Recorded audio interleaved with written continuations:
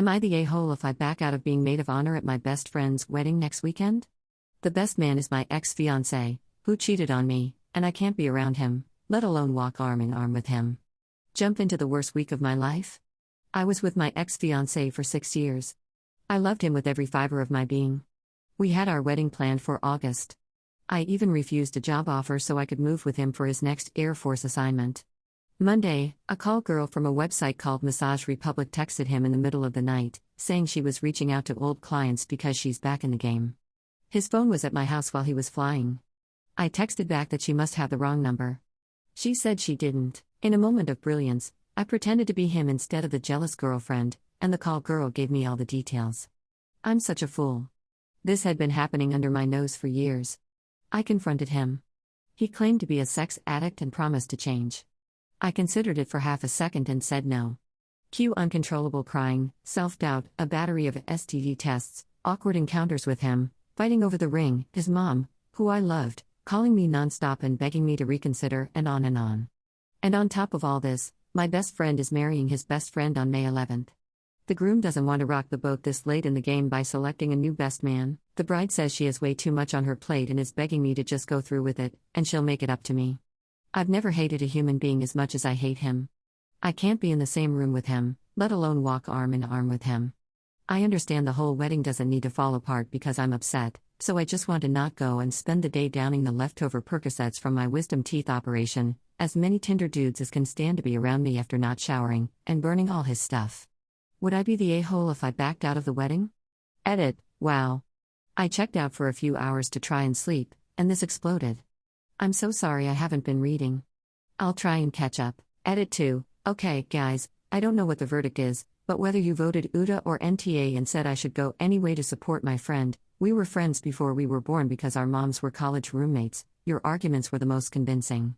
I'm going to suck it up, participate, and have fun. I'm going to make my lock screen image the text from Panama where she said, "Remember, you like tonguing my a-hole?" So when I get sad, I have an instant reminder of who he really is. Then, when it's all over, I'm going to scream myself hoarse and beat the ever-living hell out of my pillows. If I can update a week from now, I will.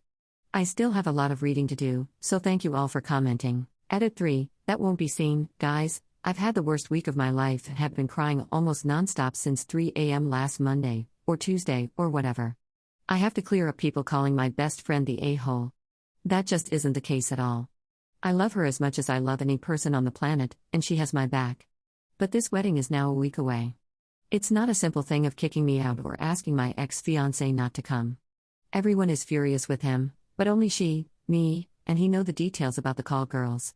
My ex's parents, grandparents, and everyone else are going to be at the wedding. He's as close with the groom as I am with her. If they make big changes now, then the day becomes about what he did, not about the wedding. It's not my place to demand the groom change his best man a week out, no less. Plus, like I said, he knows my ex cheated. He doesn't know my ex was sleeping with prostitutes. If I bring that up, then this whole week becomes about that. My best friend and her groom being a-holes isn't even an option on the table. They didn't do anything wrong and are just reacting with the best information they have. My friend has offered to allow me and my ex-fiancé to walk in with other people or even separately, but I'm not going to do that. First of all, because I think it will look weird. Secondly, I foresee getting a sick sense of satisfaction from touching him one last time, forever, and having him know that the spark he feels could have been forever come August, but he messed it up. Update 1. This is almost an indescribable situation because if you had asked me last Sunday, I would have told you I had a perfect relationship. Monday night, he was flying, he's a pilot in the Air Force, and had left his phone at my house. In the middle of the night, it buzzed, and it was a call girl named Panama who had quit for a while and was reaching out to old clients because she needed money. I logged into his phone, we share passwords on almost everything, and at first told her she had the wrong number, but far too much of what she said was identifiable to him. I confronted him when he got home, and he didn't try to deny it at all. He confessed that he had seen 2 separate call girls for about a year, sometimes at the same time. He claims he's a sex addict and has been in treatment for about a year. I knew he was in counseling, but I thought it was for grief over a friend of his dying overseas. He promises me that he hasn't seen either of the girls for 18 months and that that's the only time he's ever cheated in the 6 years we've been together. Last week, I was livid. I couldn't stand to be around him lest I do things I would regret. Last night, in a moment of weakness, I called him because I just wanted to hear it from him one more time as to why he did it. Why he needed call girls. I was so open to trying anything in bed, just why? The truth is I miss him so much it's killing me, so a part of me just wanted to hear his voice and know that he's alive in this world. We ended up having the friendliest conversation over the course of about 4 hours since I found out. The reality is I still love him. I love everything about him except the hookers part. He's broken over this, he's taken himself off the flying schedule in the middle of his instructor upgrade, which may very well be a career staller, and he's doubled up his counseling sessions. He hasn't lied to me, he hasn't yelled at me, and he hasn't blamed me for anything. I guess if there's a right way for a cheater to act, he's doing it. All of this is complicated because we are scheduled to be maid of honor and best man in our respective best friends' wedding this coming Saturday. Both of us agree that we don't want our drama to get in the way of their big day, so while we aren't going together, we are going to put on our happy faces for the 4 minutes we have to be around each other. But I'm worried I'm going to break when I see him tall, glorious, and handsome in his tux. I'm so devastated I don't know what to do. I miss him more than I miss any other person, but I also hate him more than I hate any other person. What in the hell should I do? Can a cheater ever change? Final update, I've logged into this throwaway a couple of times over the past week, and honest to God, I have 50 DMs and comments asking me to update, so here goes. Some of you may also know that my story got featured on major news websites and blogs. It was crazy. I left way too much identifiable information in my post, so pretty much my entire social circle knew it was me, and it was also how most everyone figured out my ex had been cheating. We had a meeting among the 4 of us as to whether or not we should proceed. We pretty much agreed that not showing up would cause more drama and whispers than if we did show up, so we agreed to be civil and stay in our respective places, but having to spend that hour or so in the same room with him just fueled me with adrenaline and pure rage. That led into the bachelorette party that night, where I got freaking hammered and, honest to God, made out with so many guys while dancing that I can't even count. I also ended up having my first one-night stand ever with a 20-year-old super cute guy from our university's wrestling team who was so sweet. I'm not proud of doing that, but I'm also not ashamed either because it made me feel desirable and almost like I was going into the wedding day and rehearsal with some parody since, hey, I can be naughty too. My ex and I were, of course, paired up at rehearsal, and I hate to admit this, but we had an absolute blast with each other. It wasn't a mistake that we had such a great and fun relationship. We are very compatible. It probably also worked because we were able to put the issue aside and focus on something else. The wedding was very much the same way.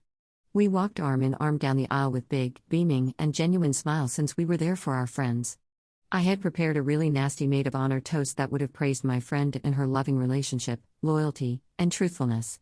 I even included a line about never knowing who was going to call in the middle of the night. But as the reception wore on, I could tell the weight of the situation was really getting to my ex, and I felt like I really didn't need to twist the knife any further, so I gave a nice but very generic toast. As the night went on, my ex was more and more out of it and sitting by himself, either on his phone or with his head in his hands. I didn't want people talking about him, so I asked him to dance with me, which was actually really, really nice since neither of us said anything. At the end of it, he put his hands around my face like he was going to kiss me, and I would have totally let him in that moment, and just whispered how sorry he was before walking away. I got distracted, and when I turned around, he had apparently left the reception. I hate myself for it, but I was so sad to see him go. This wedding is literally the last thing we ever have to do with each other. There's no expectation of Game of Thrones Sundays or Bloody Mary brunches with his mom. We won't argue over how bad IPA beer smells or who forgot to put gas in the car. The reality of him just being able to leave without me arguing that I'm not ready to go yet, classic introvert/extrovert pairing here, sunk in that this is over. Like, over. I went and cried uncontrollably in the kitchen of the hotel until the bride found me and cried with me for a good half hour. With that, I knew I made the right choice in being there for my friend. So that is that. The wedding is over and done with. No real drama, lots and lots of hurt feelings, and a huge broken heart that I'm not sure will ever heal. I wish I could just turn off loving him, but it's not going to happen. Edit, last word on this, guys, and it's really honestly to say thank you.